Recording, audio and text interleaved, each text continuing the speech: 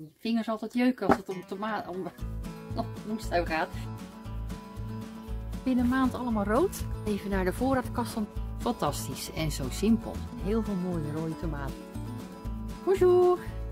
Het is hartstikke mooi weer buiten. En ja, er komt zelfs een 16 graden aan aankomende maandag. En dan gaan mijn vingers altijd jeuken als het om moestuin gaat. Ja, ik wil het over tomaten gaan hebben. Want ik denk dat ik het mysterie van zo lang mogelijk tomaten eten uit je eigen tuin zonder kas. En ze ook nog eens een keer bewaren, degene die je over hebt opgelost. Plus zonder neusrot, want daar had ik zoveel last van de afgelopen jaren. Zeg maar in 2021, ja, want we zijn weer 2 jaar terug. Heb ik geprobeerd met calcium en magnesium zo'n meststof toe te voegen. En dat hielp wel een beetje, minder neusrot. Maar het afgelopen jaar had ik dus helemaal geen neusrot. En wat heb ik nou gedaan? Ik heb de zaailingen van de plantjes, dus de plantjes die je in de volle front gaat zetten, ingegraven, de stengel, tot aan de eerste blaadjes. Dat kan je zowel verticaal als horizontaal als verticaal doen. Dus je kan het plantje eerst zo horizontaal in, zeg maar, een gul die je gegraven hebt en dan recht omhoog waar de eerste blaadjes beginnen, of gewoon een diep gat in de grond. En aan die stengel die dan in de grond zit komen allemaal wortels. Dus de tomatenplant heeft dan veel meer oppervlakte aan wortels, waardoor ze meer voedingsstoffen kan opnemen. En dat is dus heel belangrijk om neusrot te voorkomen. Plus, je hoeft dus veel minder water te geven. Dat was toch ook wel erg fijn. Maar het probleem wat ik dan nog steeds heb is, ja, omdat ik geen kas heb, dan zet ik de plantjes buiten na 13, 14 mei. Want je hebt hier ook nog best wel lang vorst. En dan moest ik toch vrij lang wachten voordat ik mijn eerste rode tomaten had. Maar ja, als je tomaten groen oogst, als ze al een beetje aan de maat zijn, en je legt ze binnen, dan heb je heel snel rode tomaten. Dus dan kan je veel sneller van rode tomaten genieten. Ook zonder kas. En aan het eind van het seizoen, zeg maar, dat is dan als je denkt van nou, er komt een flinke regenperiode aan, het wordt kouder. Dan hebben tomaten heel snel last van de tomatenziekte. En dan schrompelen ze je onder je handen weg. En ja, dat is gewoon zonde. Want dan zie je al die mooie tomaten allemaal verdwijnen.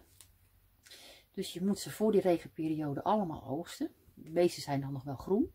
Maar die leg je ook gewoon binnen. En dan worden ze heel mooi snel rood. En dat laat ik nu even zien.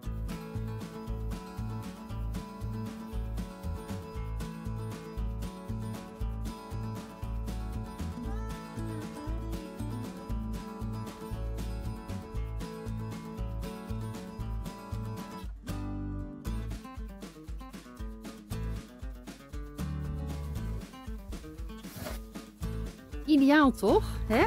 De tomaten binnen een maand allemaal rood. Ik heb even naar buiten gelopen, want het is gewoon zulk mooi weer. Wel wat wolkjes.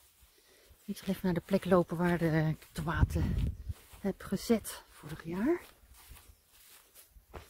Dat was hier.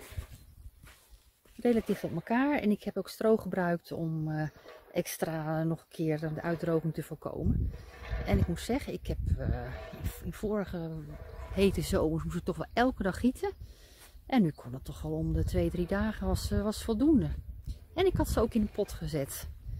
Dat is wel wat minder dan in de volle grond. Maar ik heb er toch aardig wat tomaten afgehaald. Ga ik nu even naar de voorraadkast om te laten zien hoe het met geconserveerde tomaten staat. Ik heb vorig jaar ook een mooie manier, hele simpele manier ontdekt op YouTube hoe je tomaten kan bewaren. En dat je ze dus kan gebruiken voor soep, voor sauzen, zelfs voor in de sla. En dat zijn deze potjes. Het is gewoon een kwestie van de tomaten in een potje doen. Klein beetje olijfolie erbij. 2 blaadjes basilicum en een beetje zout. En dan wekken. En dan kan je ze gewoon heel lang bewaren. Ik zet de link naar het filmpje waar ik het heb gevonden in de beschrijving. Ideaal. En het smaakt gewoon super. Net alsof je verse tomaten in je spaghetti saus hebt. En in de salade smaakt proef je een klein beetje die zongedroogde tomatensmaak. Echt fantastisch en zo simpel. Heerlijk. Simpel toch? Ja, dat is toch wel de oplossing om het hele jaar door van je eigen tomaten, eigen rode tomaten te kunnen genieten uit de tuin. Zonder dat je een kast nodig hebt. Nou, ik wens jullie allemaal een heel mooi moestuinseizoen met heel veel mooie rode tomaten toe. A plus!